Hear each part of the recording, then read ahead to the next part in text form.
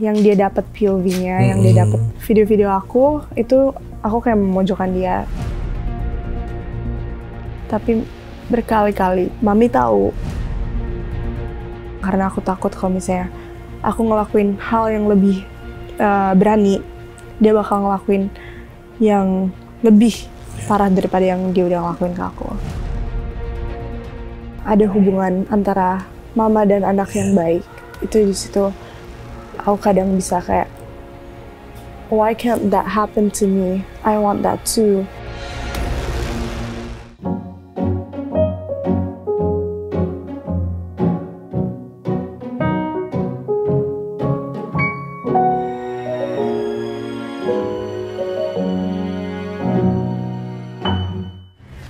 Cinta itu mempertemukan, cinta itu menyatukan, cinta itu memisahkan, dan kadang cinta itu meninggalkan.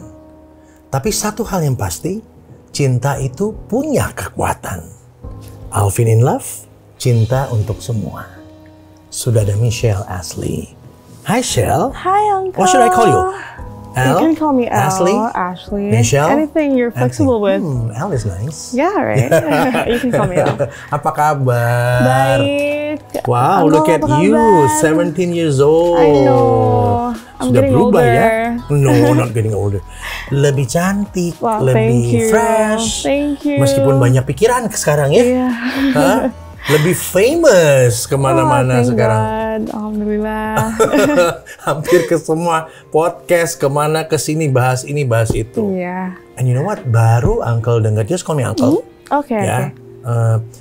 Mama baru ini ya, baru speak up juga ya. Yeah, I heard that she just speak up about the problem just today, I think. Yep. Yeah. Dia bilang kalau dia sudah bela kamu sebelumnya kan, and then what you did is like you try to kill her character. Yes. Maybe yang dia dapat POV-nya, yang dia dapat masukannya yang dari lihat video-video aku, itu aku kayak memojokkan dia. But that's truly not what I meant. And yang aku lihat, what she talked about in her interview and TVs, medias, it's actually not true. Di pengadilan dia sendiri yang bilang kalau misalnya dia waktu itu nggak kayak misal dia mungkin salah ngomong ya, dia ngebela suaminya 100%. But she told me that she was like siding on both of us, but it still like seems wrong to me because like I'm the victim there, and he's like, you know, the thing, and I feel like it just doesn't sit right with me, the way she talked about it. Yeah. Jadi sebetulnya apa yang terjadi yang bikin kamu akhirnya speak up gitu loh? Jadi sebenarnya aku waktu itu intinya mau minta KTP, mau minta KTP identitas karena I wanted to apply for some jobs and I need it for other reasons as well, right? Alright, you're 17 now. Yeah, I'm 17 and I can officially work and I need to deal with my driver license and all of that. And then I contacted my mom because I was living with my dad. And then when I contacted her, she said like, oh yeah, I'm gonna do it later. Yeah, I'm busy today. And then, okay, then I'll wait for the day. And then I'll ask her again, jadi gimana KTP-nya Mom, udah bisa belum? Terus katanya, besok ya, nanti Mami urusin gini-gini. Karena kamu butuh kartu keluarga itu untuk urus KTP kan ya? All of like all the papers lah. Yeah, all of the papers that I need is with her. Terus akhirnya jadi sangkut paut sama aku minta surat untuk pernyataan kayak ya Mami ngebolehin aku kerja dan segala hal. Then she said, no, I'm not letting you. And then she said, kalau Mami bakal laporin polisi kalau kamu nggak pulang. But what she knows, I was away from my dad. But to be honest, I was living with my dad and his family. Right, in Bali, right? Yeah, no. No, here in your dad's relatives, right? Yeah, I was with his relative here. And then she said that, so then, because most of the times before this, we had a lot of fights, and then she always like brings up about the incident, about what happened between me and his and her husband. So then I was just too like holding the pain for too long, and I just couldn't handle it. I just couldn't handle it to keep it for myself. Yeah. And I have some points that I need her to get it from me.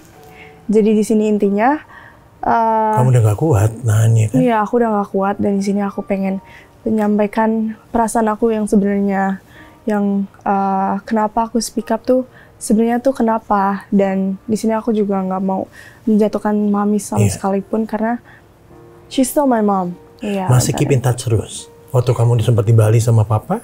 Waktu pas di Bali kita sempat keep in touch juga kok. Kita keep in touch. Dia juga pernah sekali nyusulin aku ke Bandung. To be honest, she's a good mom. She's a good mom. Beside this, she treats me well. Can you describe it? How nice she is with you? She's very royal to me. She gave like everything to me without me asking. She just like insists on giving me things, and then like treating me well. And then, attention? Attention? Attention, she gave it to me, like she tried her best to give it to me, but maybe like because of her work and everything, like that yang ngehalangin dia. Jadi di situ aku juga mencoba untuk kayak mengerti di posisi dia gimana, and I did, and like I'm proud of her. She grew me up as a single mom. Terus juga pasti perjuangannya banyak banget, and I appreciate that so much because she's still my mom and she gave birth to me.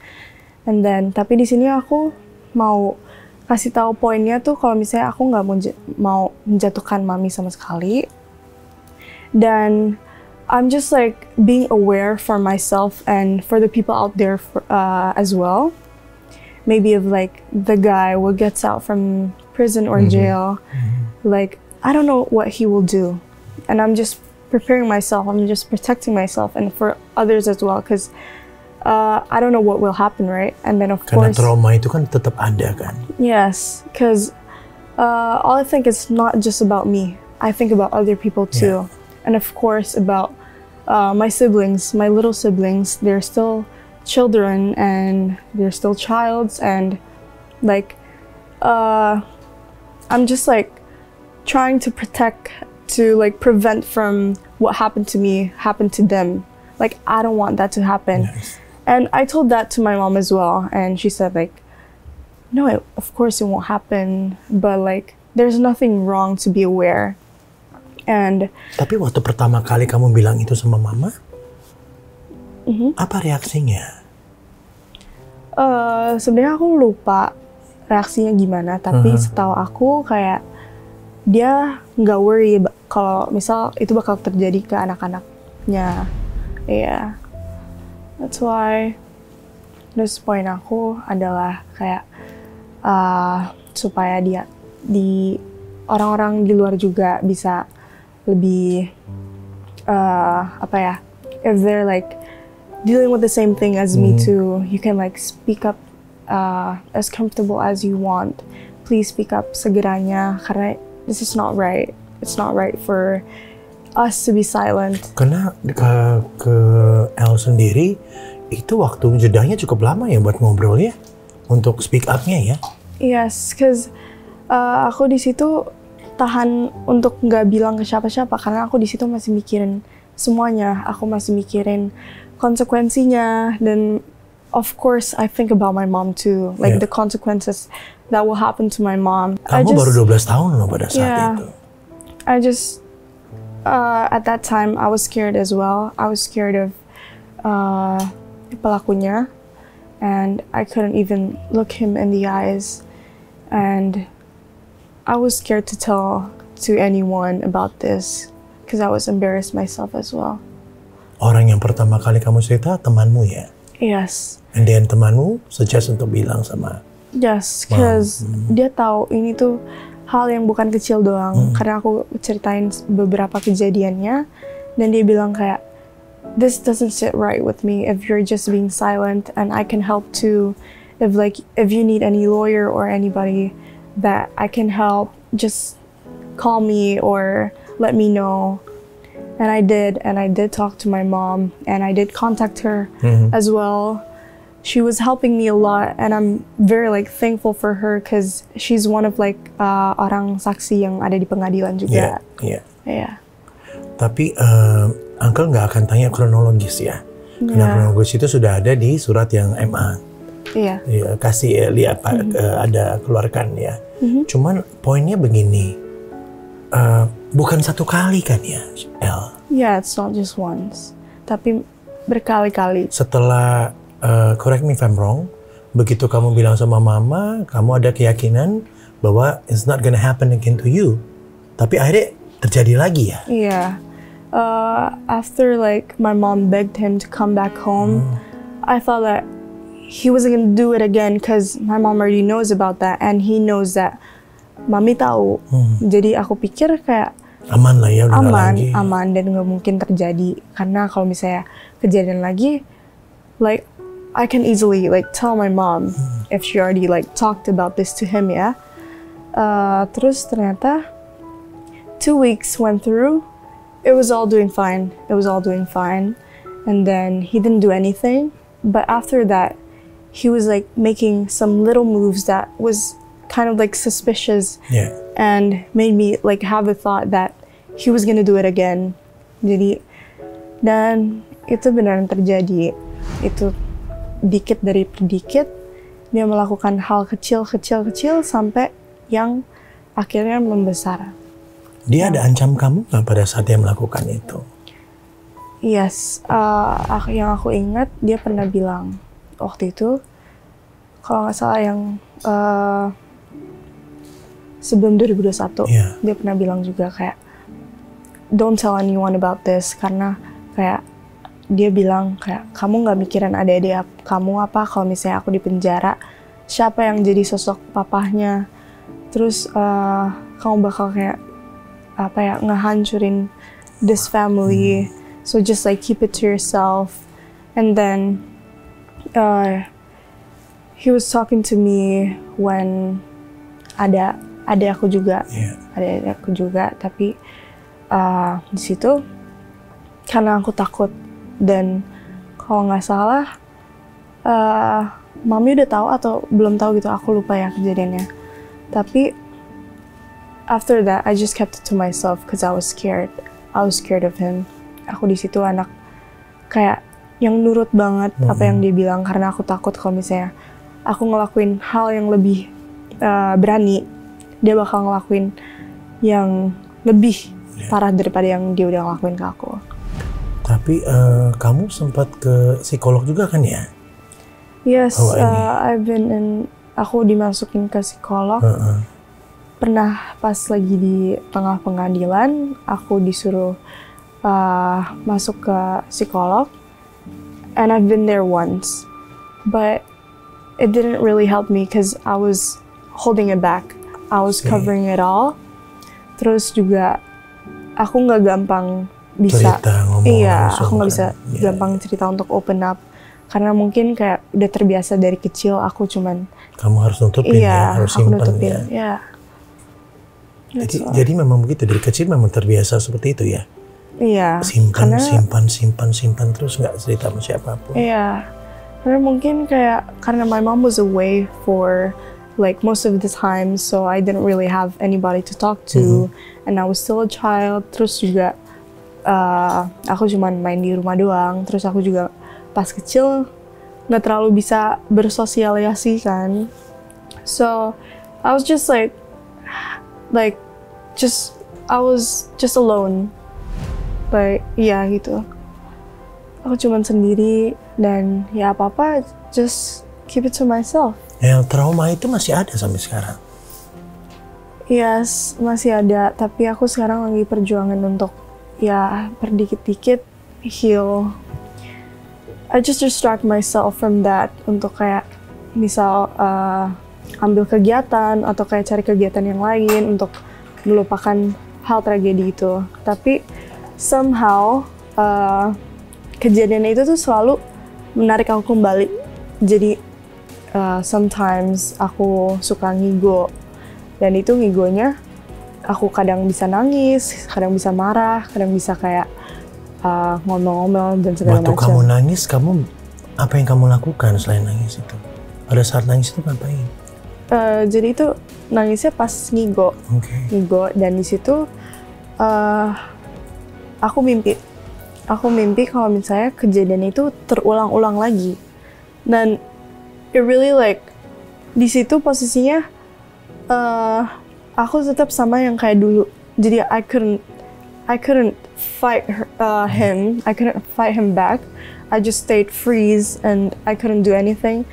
And that's like one of my biggest regret, karena kayak aku selalu bilang ke diri sendiri, ya, you should have fight him back. Tapi usiamu kan masih kecil pada saat itu juga kan? Iya, and di situ mikir juga kayak aku juga nggak tahu tentang apa-apa, dan aku juga nggak punya siapa-siapa that I can hold on gitu. Jadi kayak I was just like handling it on my own, so I was very confused and don't know where to go. Sampai akhirnya papa kamu jemput kamu ya? Yang kamu keluar jam 12 malam itu ya? Malam-malam kabur dari rumah itu ya? Sampai papa jemput, he saved me from that home that I was suffering the most. Dan I'm very thankful for him, karena I'm very like much in a comfortable place right now, and lingkungannya juga baik buat aku. Setelah kamu speak up, komentar dari family ada yang bully kamu atau apa nggak? Karena kamu ngeluarin. Mereka malah support aku, karena kayak mereka kayak kagum karena aku bisa speak up, dan kayak apa ya, they're proud of me for speaking up because I was like holding it back for a while.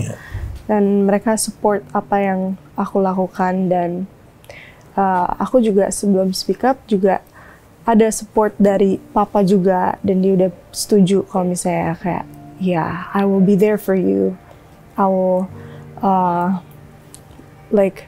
I will never let you go gitu. El, apa yang paling gak bisa kamu lupain dari semua ini? Yang mana gitu? Pastinya kelakuan orang itu, tapi sebenarnya juga sometimes it's very painful, karena cause I remember like yang paling sakit tuh kalau misalnya aku lihat di luar sana yang kayak ada hubungan antara mama dan anak yang baik. Itu di situ aku kadang bisa kayak, why can't that happen to me? I want that too. And I've tried my best untuk build up a better relationship with my mom. Tapi somehow we just like fight a lot, and then we get like miscommunication. Terus juga somehow kayak kejadian ini ke bawah lagi. Jadi like I don't know. Terus poin aku juga kayak I'm speaking up for biar kayak I want her to realize kayak I care for you, and I want her to be in my life back. I want her to change. I want her to support me, believe in me. Pernah nggak kamu ngomong gitu sama mama? Aku pernah bilang gitu. Reaksinya apa? Aku nggak bilang secara detail ini, tapi aku bilang kayak, iya aku pengen mami tuh ada di sisi aku. Aku pengen mami bisa ngebelain aku, dan kayak kenapa nggak bisa percaya aku gitu. And then as some people heard from her live and her speak up, kayak kalau nggak salah dia bilang apa ya, dia bilang adalah pokoknya kayak aku juga nggak tahu kan, aku juga nggak lihat pakai mata kejadian suamiku gimana, kejadian anakku gimana. So like jadi sama aja, kayak dia nggak tahu yang mana yang harus dipercaya sampai sekarang pun. Jadi akhirnya nggak ketemu ya obrolan itu ya antara kamu dengan mam ya, pemikirannya ya.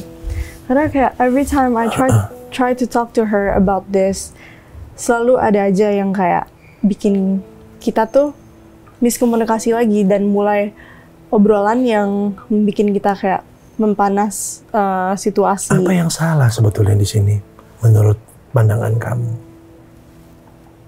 About that, I don't really know. I tried to talk to her nicely, and then dia bilang kayak, ya kamu ya lalala gitu. Terus bikin aku jadi kayak, kenapa aku kontak lagi sih gini-gini. Terus kayak kecewanya tuh selalu muncul. Ya. Menurut pendapat kamu, penting nggak sex education untuk anak-anak remaja ya? Ya, kena case ini ya, terjadi begini. Sejujurnya, sex education it's very important for now karena about what I'm dealing with is itu nggak terjadi di aku doang. Karena pada masa kamu mengalami kejadian ini, kamu juga belum masuk period kamu ya? Yes, ya kan? I haven't got my period yet, kan? And that's what make it worse karena di situ aku masih pertumbuhan dan belum hate juga. Tapi di sini kayak karena yang terjadi itu bukan di aku doang, and sex education is very important karena pas di umur aku yang 12 tahun itu aku benar-benar nggak tahu apa-apa tentang masalah berhubungan, so I didn't really know what happened to me, what happened yang terjadi di antara aku sama dia. Terus juga, tapi di situ aku nyadar kalau misalnya this is wrong, but I don't know what's happening. Karena dari orang tua juga, aku kan waktu itu jauh sama papa, dan juga kalau misalnya ngobrol tentang ini sama papa kan juga nggak nyaman ya. Pastinya dari mami aku. Harusnya ke ibu ya, mami ya. Tapi karena our relationship is not close, terus juga dia nggak pernah ngajarin tentang sex education. Terus makanya di situ aku kayak I don't know what to do, I don't know what's going on. Karena nggak ada arahan sama sekali. Lessons apa yang kamu dapat dari case ini? You're 17 now, tentu udah mulai bisa berpikir apa. Lessons is to be more careful and to be more aware of what's happening, and kayak it's very important to make like a better relationship with one of your families. It's better kayak pelajaran yang aku dapat itu kayak don't hide it for yourself karena it's not good for me, it's not good for other people too. Terus juga jadi jangan pernah disembunyikan kalau ini terjadi ya. Iya, karena kalau misalnya ada alasan kamu takut, itu buat apa? Karena kamu ya apa yang aku bilang atau mungkin yang para penonton bilang itu adalah fakta. Kecuali kalau misalnya mereka cuma membuat kata-kata doang, terus tiba-tiba ngomong, itu baru kayak boleh untuk dikhawatirin. Ya. Jadi sekarang sibuk apa nih? Karena lagi karena makin viral kan? Iya, jadi semua banyak. Oke, viral dalam hal yang seperti ini ya, tapi semua orang curiosity terhadap kamu luar biasa tinggi, pengen tahu ini, pengen tahu kejadiannya apa, next ngapain gitu. Poinnya terkenalnya ya gara-gara itu juga ya. Sebenarnya aku mau datang ke undangan karena aku pengen klarifikasi lebih jelas, pengen kasih tahu tuh poinnya apa supaya nggak ada yang salah tangkap atau yang kayak pikir oh ya aku anak durhaka untuk kayak ngomong ini ke media. Menceritakan kejelekan papa tiri kamu misalnya gitu ya. That's why. Itu yang kamu mau share ke semua orang tentang ini gitu loh.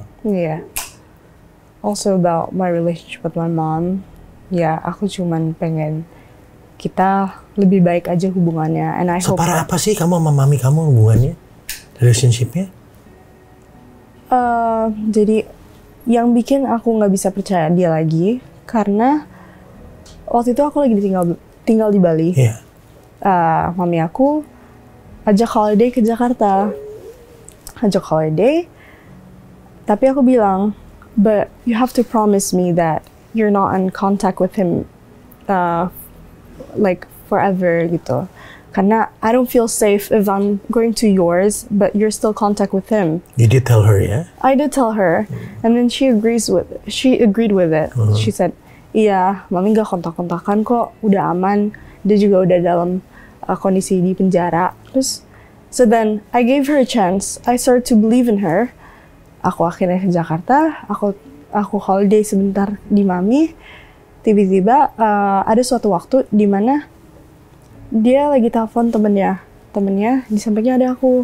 Dia lagi telepon, tiba-tiba ada muncul notifikasi dari suaminya. He said like something like romantic yang kayak using sayang, but I forgot the text. And then itu di situ aku kayak cuman lihat, and I was so hurt karena I believed in her. I gave her a chance and she broke it. She broke it with that. Karena dia udah janjiin aku kalau misalnya nggak bakal kontak lagi dan aku di sini aman. Tapi ternyata mereka masih hubungan harmonis. Terus aku sempat lihat beberapa chat yang dimana kayak dia bilang ke suaminya kalau misalnya kayak ya don't mind them. Them tuh dalam arti aku, papa, dan lain yang laporin dia. Dia bilang kayak, iya, don't mind them. They don't know about God. Mereka nggak kenal Tuhan. Udah ampunin aja mereka, gitu. I know you're suffering there, gitu. Terus dia bilang kayak, suaminya bilang, gitu-gitu. Dia bilang kayak, iya, di sini aku kepanasan. Terus dia bilang kayak, iya sayang, gitu-gitu. So, I